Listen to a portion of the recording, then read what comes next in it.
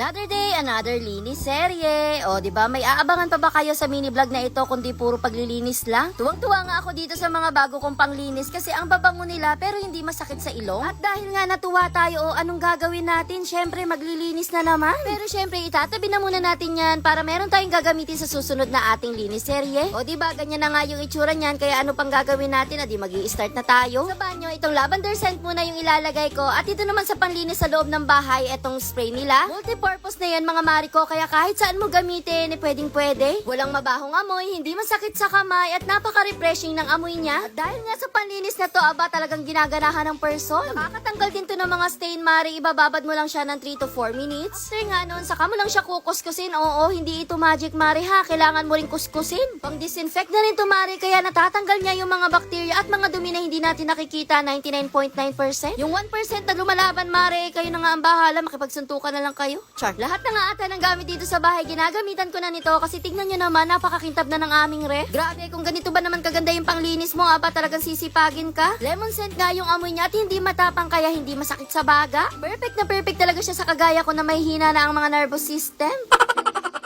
Ang maganda pa dito mga mare, kahit mamantika pa yung mga pinupunasan mo, kayang-kaya niya talagang tanggalin ng walang kahirap-hirap. Mapakalan, cooker hood, brick wall, at saka kitchen sink. Ito talaga yung magandang gamitin kapag nagluluto ka tapos tumatalsik-talsik yung mantika dyan sa may bandang gilid. Ay naku mare, hindi ka talaga mahihirapan. Every time na mag-i-spray ka nga mare, mapapansin mo talaga na bumubula siya. 450 ml na rin yung isang pang spray na ganito mare, kaya marami-rami ka na talaga malilinisan. Meron nga din pala itong nozzle mare na pwede mong i-on kung gagamitin mo na, at pagkatapos naman pwede mo nang i-off. Grabe naman, kumikintab na ang aking kitchen at aking gas stove dahil dito sa aking ginagamit. Kaya naman kung ako sa'yo, Mari, itry mo na rin to. Pagkatapos ko naman maglinis ng kusina, syempre dito naman tayo sa may CR. Hindi pwedeng kusina lang ang malinis, dapat pati ang ating banyo. Matik yan, dahil nga multi-purpose cleaner nga ito, pati syempre sa CR gagamitin ko rin siya. Sabi ko nga sa inyo, natatanggal niya yung stain, kaya ayan, todo kuskus pa rin ang person dito. Pwede rin ito sa floor, Mari, kung gugustuhin mo. O diba, siging kuskus, pero sige rin ang promo. Aba syempre, kailangan natin ng salapi, Mari, dahil ayoko naman ma-stack lang dito sa bahay. Gusto ko rin gumala.